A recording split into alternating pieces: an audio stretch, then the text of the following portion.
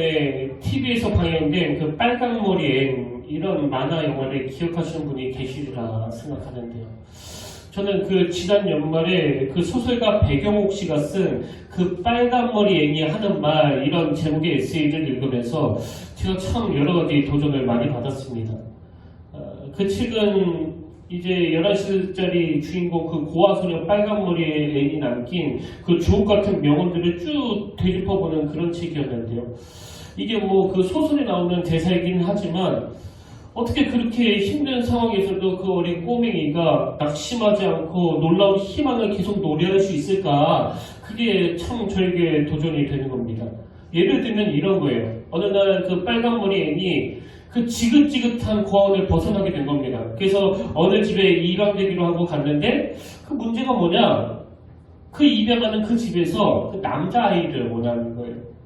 이제 뭐 심부름도 시키고 그리고 힘쓰는 좀 시키려고 그 남자아이를 원했는데 그 여자아이가 오니까 이거 아니라고 그 거부를 한 겁니다. 그래서 이제 이 빨간머리 앤이 다시 그 고아원으로 돌아가야 되는 그런 와중인데요. 그 눈물을 머금고 다시 그 지긋지긋한 고아원으로 되돌아가야 되는 그런 낙심된 상황에서 이 빨간머리 앤이는 하는 말이 이렇습니다. 저는 이 드라이브를 마음껏 즐기기로 했어요. 즐기겠다고 결심만 하면 대개 언제든지 그렇게 즐길 수가 있어요. 그리고 또 이런 말도 있습니다. 이렇게 좋은 날이 또 있을까? 이런 날에 살아있다는 사실만으로도 행복하지 않나? 이런 날의 행복을 누리지 못하는 아직 태어나지 못한 사람들이 너무 불쌍해. 지금 그렇게 도망가고 싶었던 고아원으로 다시 차를 타고 되돌아가는 그 과정인데 그 차 밖에 있는 풍경을 보면서 막 탄성을 지르면서 이런 이야기를 하는 이게 앤이라는 꼬맹이의 긍정적인 삶의 태도라는 겁니다. 또 이런 말도 있습니다. 너무 오래 슬픔에 빠져있기엔 세상이 참 흥미롭지 않나요? 뭐 이런 식의 말들을 참 많이 남겼는데요. 제가 고른 대사 몇 가지만 한번 읽어드리겠습니다. 이 길 모퉁이를 돌면 무엇이 있을지 알 수 없지만 저는 가장 좋은 게 있다고 믿을래요. 또 이런 말도 있습니다. 저는요, 뭔가 즐겁게 기다리는 것에 그 즐거움의 절반은 있다고 생각해요. 그 즐거움이 일어나지 않는다고 해도 즐거움을 기다리는 동안의 기쁨이란 틀림없이 나만의 것이니까요. 또 이런 말도 있습니다. 저요, 오늘 아침엔 절망의 구렁텅이에 빠져있지 않아요. 아침부터 그런 절망의 구렁텅이에 빠져 있어서야 되겠어요? 아침이 있다는 건 참 좋은 일이에요. 그 어려움 속에 있는 어린애가 그 하나하나 너무나 주옥 같은 말들을 많이 해놓은 걸 보면서 저도 참 도전을 많이 받았는데요. 여러분 그 빨간머리 앤이 하는 말 이런 소설을 쓴 배경옥 씨가 왜 이 책을 쓰게 됐는지 그 이유를 밝히는 대목이 나오는데 그 내용도 한번 들어보십시오. 오래전 침대에 누워 천장의 무늬를 하염없이 바라보고 있었다. 나는 지쳐 있었다. 인간관계에 실패했고 소설가가 되겠다는 오랜 꿈에서 멀어졌고 결국 회사에 사표를 냈다. 버튼 하나 누를 힘이 없었지만 빨간머리 앤 애니메이션 시리즈를 봤다. 지금 상황이 어떤 상황인지 아시겠죠? 그 회사에 사표를 내고 패배자가 된 느낌으로 그렇게 멍하니 천장을 바라보고 있었는데 그 애니메이션에서 이 빨간머리 앤의 대사가 들려진 겁니다. 그때 귀에 들어온 대사가 딱 이거였습니다. 이것도 빨간머리 앤이 한 이야기예요. 엘리자가 말했어요. 세상은 생각대로 되지 않는다고. 하지만 생각대로 되지 않는다는 건 정말 멋져요. 생각지도 못했던 일이 일어나는 걸요. 지금 자기 자신이 나는 세상에 나무라가 됐다고 그렇게 사표 던지고 천장을 응시하고 있는데 그 대사가 꼭 자기한테 하는 이야기로 들려진 겁니다. 그래서 그 책에 보니까 이 대사가 자기 마음을 얼마나 녹였는지 그 부분을 책에서 이렇게 표현합니다. 스톱 버튼, 눈물이 핑. 앤의 말을 한 번, 두 번, 세 번 더 들었다. 결국 눈물이 흘러내렸다. 그래서 이 소설가 배경옥 씨가 이 빨간머리 앤의 대사를 노트에 받아 적기 시작한 겁니다. 그러고 보면 그 필사 노트나 감사 노트나 이 땅의 모든 노트는 다 좋은 것 같아요. 그래서 이 소설가가 그 노트에다가 이 대사를 받아 적기 시작하면서 굉장히 큰 용기를 얻어가지고 다시 소설을 쓰기 시작했고 그리고 지금은 이분이 아주 유명한 소설가가 되어 있거든요. 그 계기가 바로 이 빨강머리 N에 나오는 이 어린아이의 대사로부터 시작됐다는 겁니다. 그 존 메가돈 목사님이 쓴 자종연습이라는 책 추천글에 이런 내용이 있습니다. 잘못된 상황 때문에 망하는 사람은 없으나, 잘 들어보세요. 잘못된 상황 때문에 망하는 사람은 없으나 잘못된 대응으로 망하는 사람은 많다. 빨강머리 N이 주는 교훈이 딱 이거 아닙니까? 그렇기 때문에 잘못된 상황 때문에 망하는 사람은 없고요. 그 잘못된 상황을 잘못 대응하기 때문에 어려운 걸 겪게 된다는 그 얘기거든요. 오늘 본문 빌립보서 4장 11절 말씀도 마찬가지입니다. 내가 궁핍함으로 말하는 것이 아니니라. 어떠한 형편에든지 나는 자족하기를 배웠노니. 지금 궁핍이라고 하는 어떤 잘못된 상황 때문에 망하는 게 아니라 그 궁핍이라는 상황에 대해서 잘못된 대응을 하기 때문에 망하는 그게 현실이라면, 여러분 지금 사도 바울의 이 긍정적인 자세가 뭡니까? 내가 궁핍함으로 말하는 것이 아니니라. 어떠한 형편에든지 나는 자족하기를 배웠노니. 그래서 저는 오늘 벌써 그 셋째 주일 아닙니까? 오늘 한 해 내내 우리가 주님 안에서 참 건강하고 기쁜 생활을 누리기 위해서 반드시 회복해야 될 그 두 가지 균형에 대해서 여러분과 함께 나눠보고 싶은데요. 여러분 한 해 내내 이 균형들이 여러분 삶의 지침이 됐으면 좋겠습니다. 그만 첫 번째로 우리가 회복해야 될 그 균형이 뭐냐? 자족을 연습하자는 겁니다. 자족 연습하기. 사도 바울이 11절에서 나는 어떤 형편에 처하든지 자족하는 법을 배웠다. 그렇게 설명하고는 구체적으로 12절에서 이렇게 이야기합니다. 나는 비천에 처할 줄도 알고 풍부에 처할 줄도 알아. 모든 일, 곧 배부른가 배고픈가 풍부와 궁핍에 처할 줄 아는 일체의 비결을 배웠노라. 여러분 여기 나오는 배우다라는 이 표현은요, 뭐 자기가 학교 가가지고 학원 가가지고 배우는 그 배움이 아니라 삶의 현장에서 자기가 직접 경험하면서 배우는 그 배움을 말하는데요. 근데 여기서 강조점이 뭐냐? 지금 안다라는 동사가 두 번 나오고 있지 않습니까? 나는 비천에 처할 줄도 알고 풍부에 처할 줄도 알아. 여기 안다라는 동사를 두 번씩이나 쓰면서 강조하는 게 뭐겠습니까? 어떠한 상황이 주어지든지 간에 나는 그 상황을 어떻게 한다고요? 자족을 배우는 도구로 삼겠다는 거예요. 빌립보서 4장 6절도 마찬가지입니다. 아무것도 염려하지 말고 다만 모든 일에 기도와 간구로 너희 구할 것을 감사함으로 하나님께 아뢰라. 염려가 찾아올 때 그 염려를 어떻게 활용한다고요? 내 자족을 위해서 오히려 그 염려를 하나님께 나아가는 기도라는 도구, 감사라는 도구로 사용하겠다. 그래서 이 본문을 다루고 있는 WBC 주석에 보니까 이렇게 설명하는 부분이 있더라고요. 하나님께서는 좋은 시기와 나쁜 시기를 통하여 굶주림과 결핍에 대처하는 방법뿐만 아니라 풍부한 음식과 부유에 대처하는 방법도 가르쳐 주셨다. 제가 이 주석을 읽는데 딱 이 성경 구절이 떠오르는 겁니다. 전도서 7장 14절 형통한 날에는 기뻐하고 공부한 날에는 되돌아보아라. 이 두 가지를 하나님이 병행하게 하사 사람이 그의 장래를 능히 헤아려 알지 못하게 하셨느니라. 그래서 여러분 잘못된 상황 때문에 망하는 사람은 없고 잘못된 대응으로 대처하기 때문에 망하는 사람이 있다고 한다면 우리에게 그 어려운 일이 찾아올 때 하나님이 이 두 가지를 병행하게 하사 하나님을 더 의지하도록 이런 장치를 주셨다고 수용하는 거, 이게 얼마나 건강한 태도냐는 겁니다.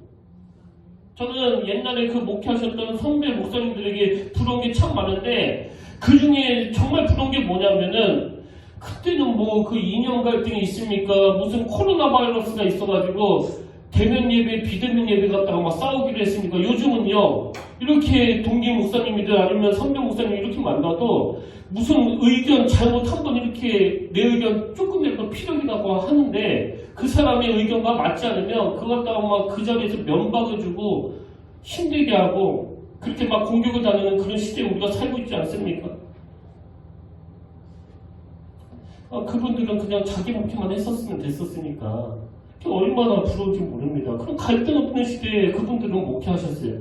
그러나 제가 1941년생이 아니라 1981년생인 건 뭐 어떻게 하겠습니까? 목회하고 있는 도중에 이런 일이 발생했는데 그럼 어떻게 해야 됩니까?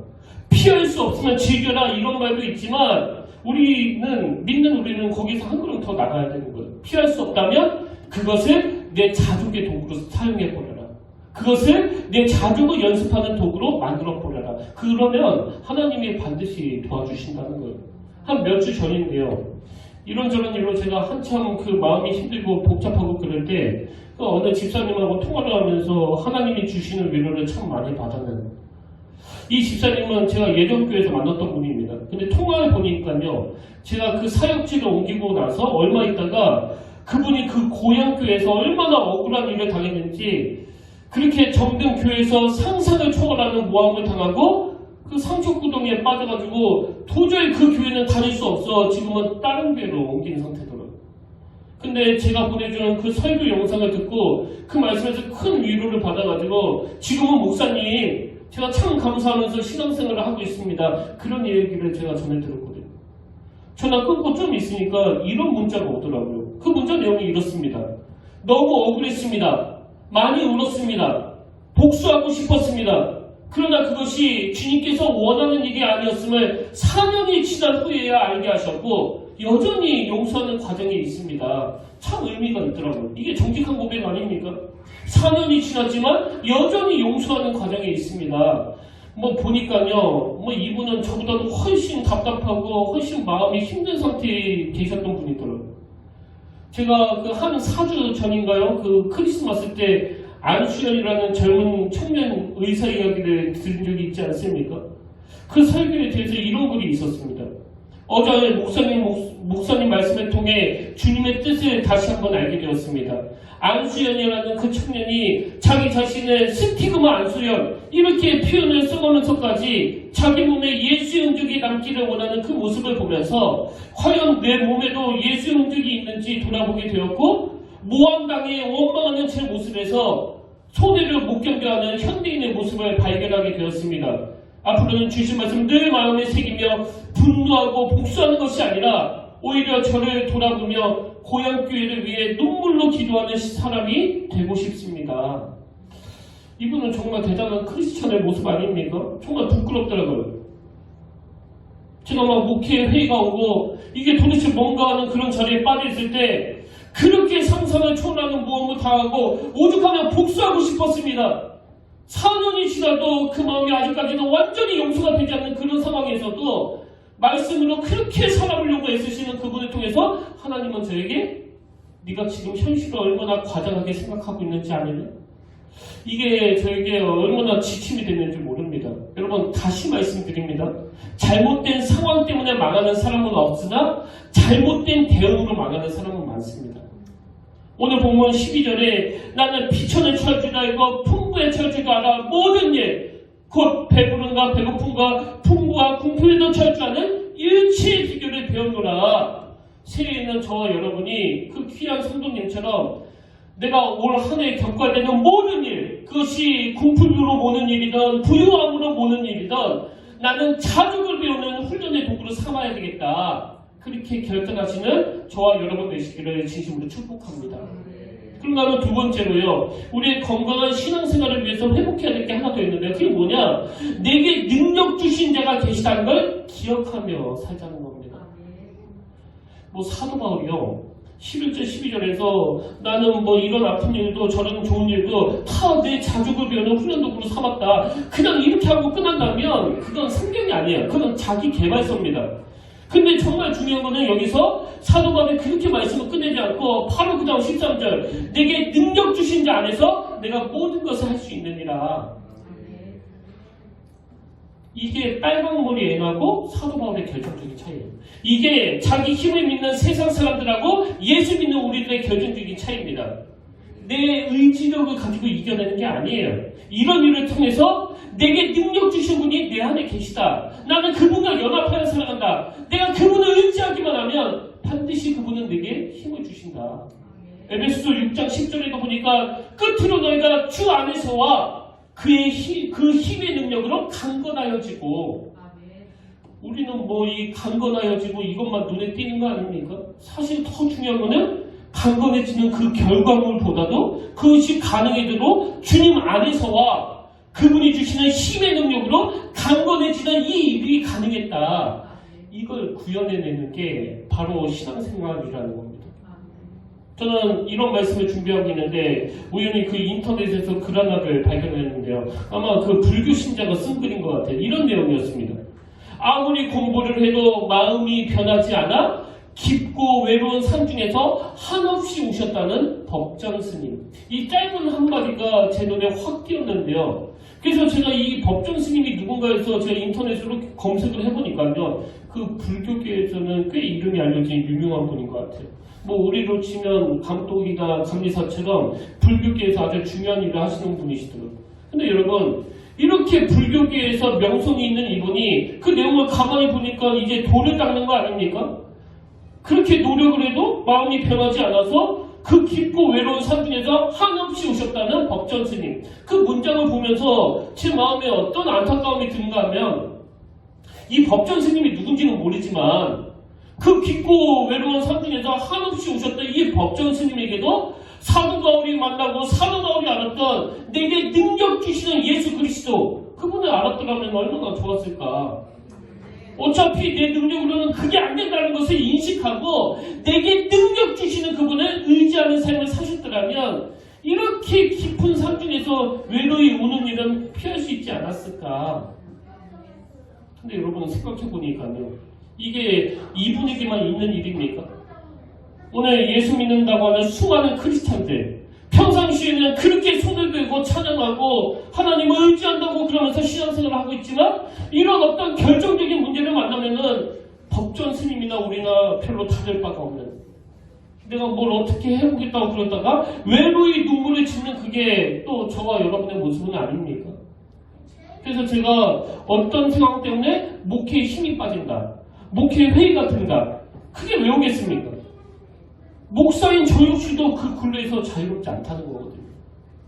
그러니까 이 자리는요. 모든 것을 해결한 어떤 왕결자가 나와가지고 설교하는 게 아니에요. 똑같이 약한 육신을 가지고 똑같이 마음이 상하고 똑같이 마음이 쓰이고 그래서 하나님께서는 목회 회의를 느끼고 있는 저에게 그 집사님을 보내주시고 그 하나님이 오늘도 너에게 능력 주시는 분임을 왜 인식하지 못하고 사느냐 그렇게 깨우쳐 주시는 그 힘으로 제가 오늘 버텨내고 있다고 생각합니다. 목회에 회의가 되기엔 무슨 회의가 됩니까? 능력 주시는 그분이 아무런 능력도 없는 저를 지금까지 인도해 주셨는데 이건 여러분도 마찬가지 아닙니까? 그 스님은 모르니까 그 고독한 깊은 삶 중에서 눈물을 흘리고 있지만 우리는 알잖아요. 내게 능력 주시는 그분이 누군지를. 디모데전서 1장 12절에 보니까 나를 능하게 하신 그리스도 예수 우리 주께 내가 감사함은 나를 능하게 하신 내게 능력 주신 자 예수 그리스도 그분이 우리 안에 계시기 때문에 우리는 그 스님처럼 그런 자리에 빠지면 절대 안 된다는 거예요. 제가 이 설교를 준비하다가 그 기독교 방송에서 어느 젊은 부부의 사연을 접하고 감동을 참 많이 받았는데요. 이 부부는 정말 그 수뇌부예요. 완전 로맨스예요. 이 젊은 부부에게 무슨 일이 있었나 하면은 그 아내가 처녀 때 결혼하기 전에 그 루푸스라는 병을 만나봅니다. 이게 희귀성 난치병이거든요. 이 루푸스는 정말 무서운 게 이 몸의 면역체계가 이상을 일으켜가지고 자기 인체를 막 공격하는 거예요. 그래서 이 몸 안에 루푸스가 눈을 공격하면은 실명이 될 위험이 있고요. 그리고 무릎을 공격하면 그 무릎 관절은 다 망가지고요. 심장을 공격하면 이 생명을 잃게 만드는 아주 무서운 병이에요. 그리고 아직까지 이 병의 원인을 못 찾다 보니까 뭐 약도 없습니다, 지금은.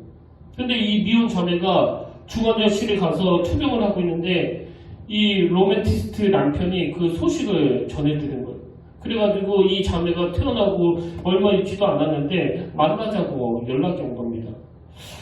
이 자매 표현으로는 지금 자기 얼굴이 그 풍선 아줌마처럼 그 부어 있는데 뭐 만나고 싶겠습니까? 그래서 거절하고 그랬는데요. 이 남자가 계속 집요하게 함께 만나자고 그러는 거예요. 그래서 만났더니 이 남자가 그 프로포즈를 하는 거예요. 결혼을 하자는 겁니다. 이 자매 마음에 그 무슨 총각 인생 망치긴 있나 그리고 결혼 안 한다고 그랬어요. 결혼 안 한다고 그랬는데 또 계속 집요하게 프로포즈를 해가지고 드디어 정말 그 결혼을 하게 됐거든요. 이게 수뇌부 아닙니까? 그리고 지금 벌써 그 결혼한 지가 5년이 지났거든요.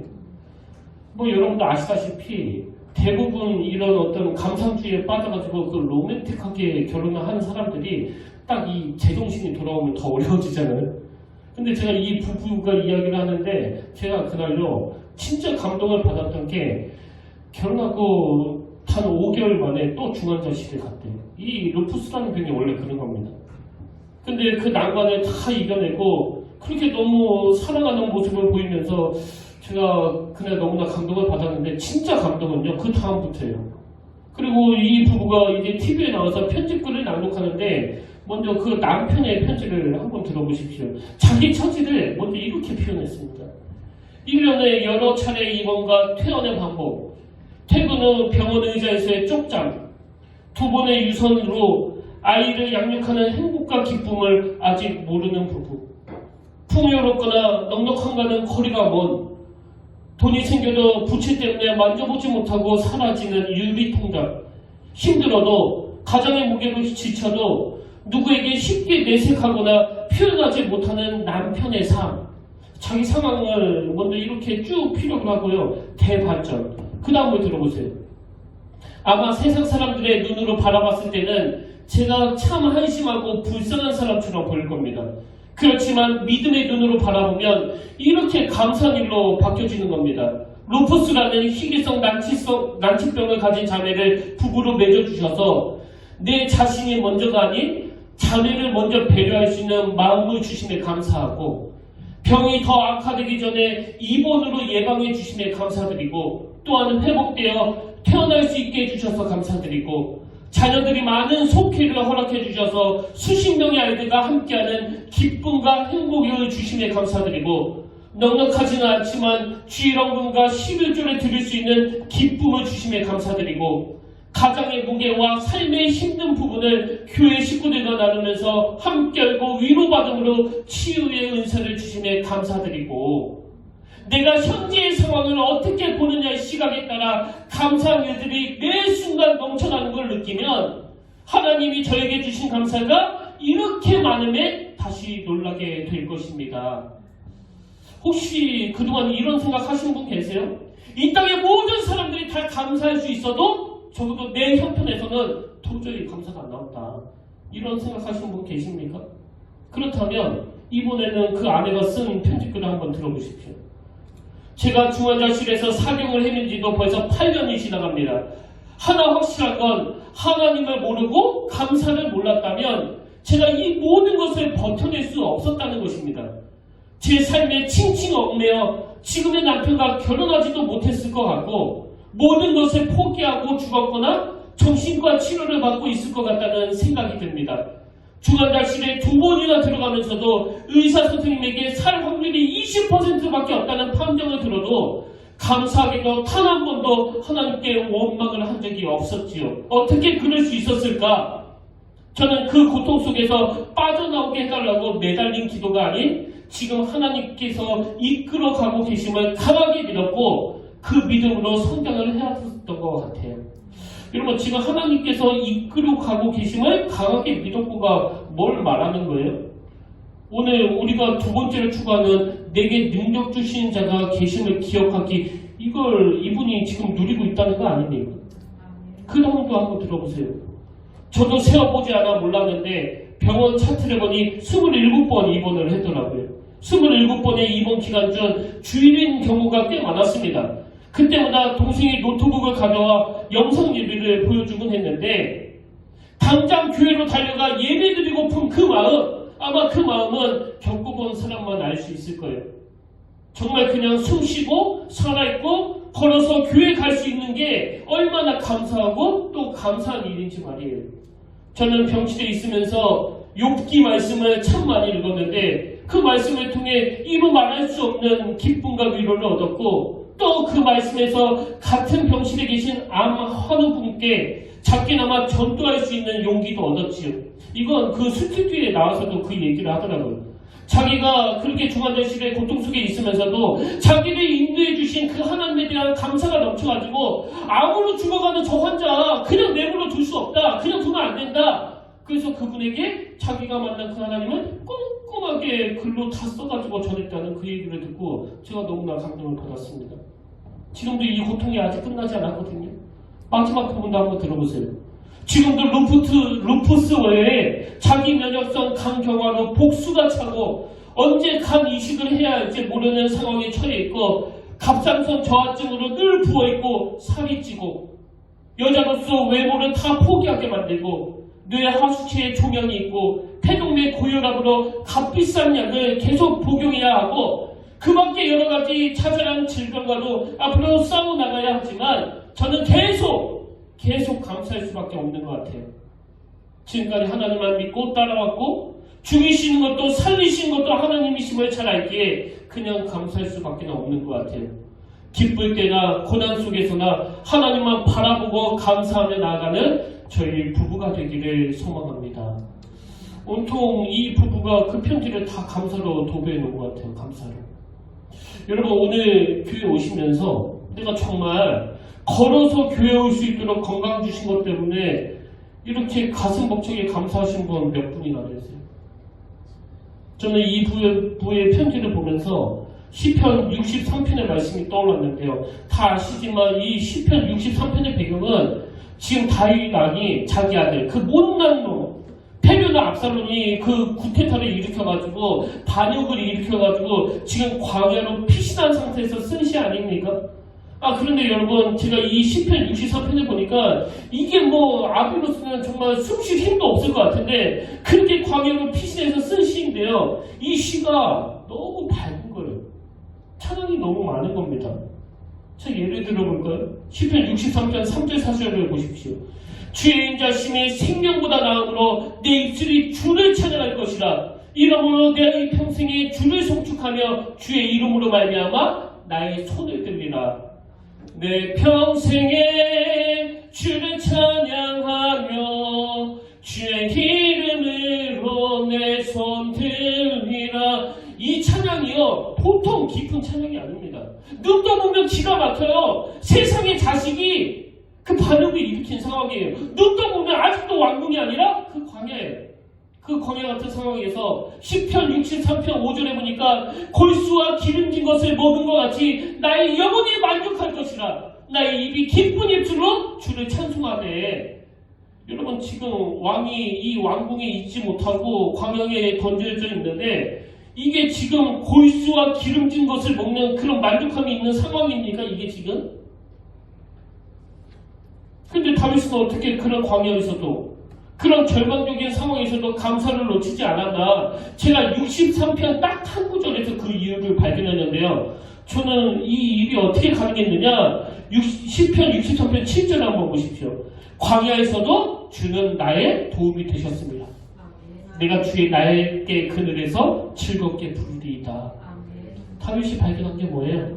오늘 본문으로 말하면 내게 능력 주시는 분이 여전히 계시는구나. 내게 능력 주신 분이 여기까지 나와 함께 하시는구나. 그러니까 그 아무것도 없는 광야에서도 골수와 기름진 것을 먹는 것 같은 그런 영혼의 만족감이 찾아온다는 거 아닙니까? 오늘 여러분 딴 데 안 가고 여기 오셨잖아요. 오늘 예배자로 서셨잖아요. 그와 11살짜리 빨간 머리 애인이 추구하는 것처럼 또 그 스님이 추구하는 것처럼 그냥 내 힘으로 지금 상황을 어떻게 해보겠다고 그러면 우리 모두는요 결국 그 깊은 산 중에서 슬피울 수밖에 없는 인생이에요. 제가 고백하잖아요.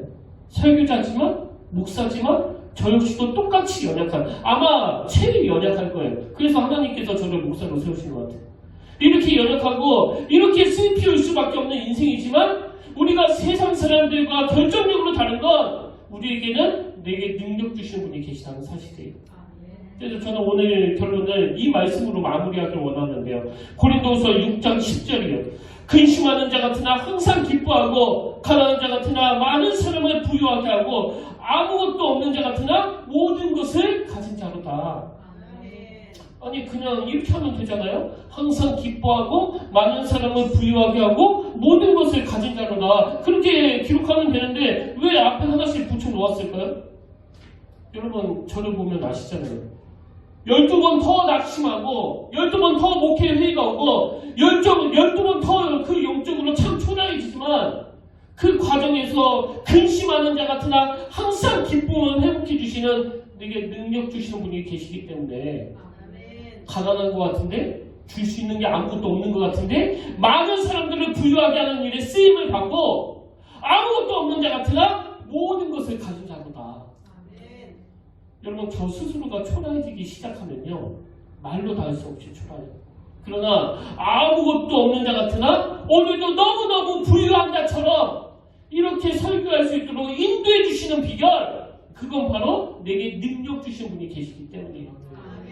내게 능력 주신 분이 계셔서 저의 초라함, 저의 연약함, 저의 보잘것없음 없음, 저의 심약함, 저의 의지 박약, 이 모든 것들이 다 빛이 나는 겁니다.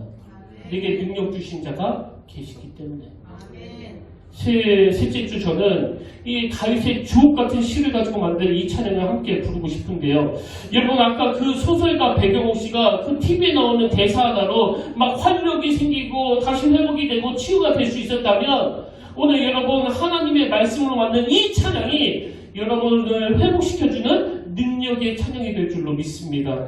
우리 이 찬양 한번 힘을 얻어서 하나님이시여 하나님이시여 주는 나의 하나님이시로다. 무슨 뜻입니까? 내게 능력 주신 자가 바로 하나님이시라는 거예요.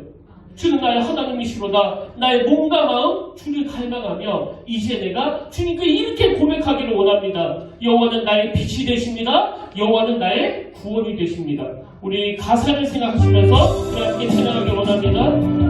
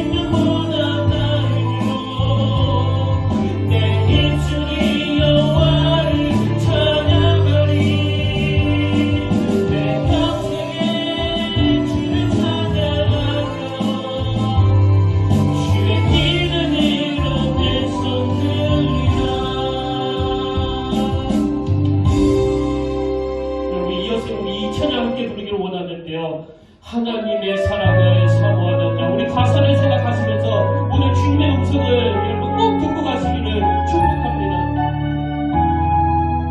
하나님의 사랑을 사모하는 자,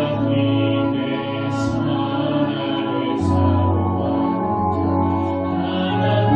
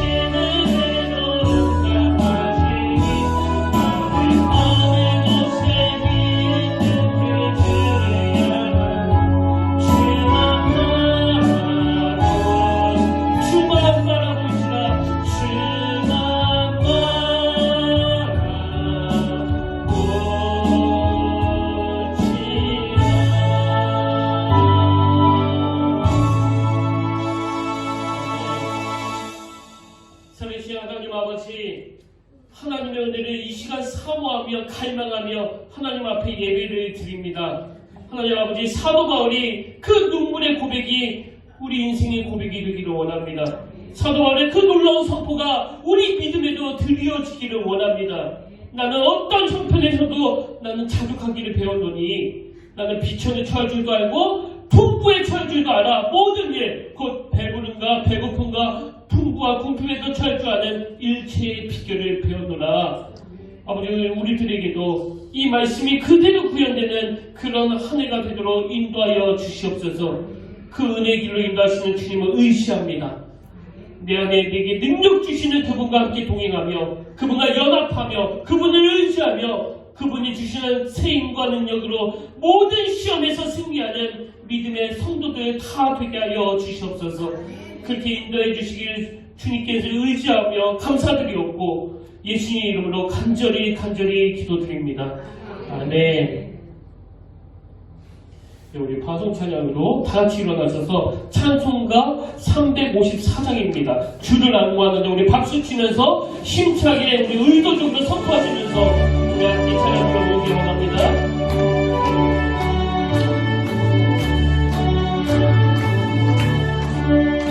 주를 안무하는 자,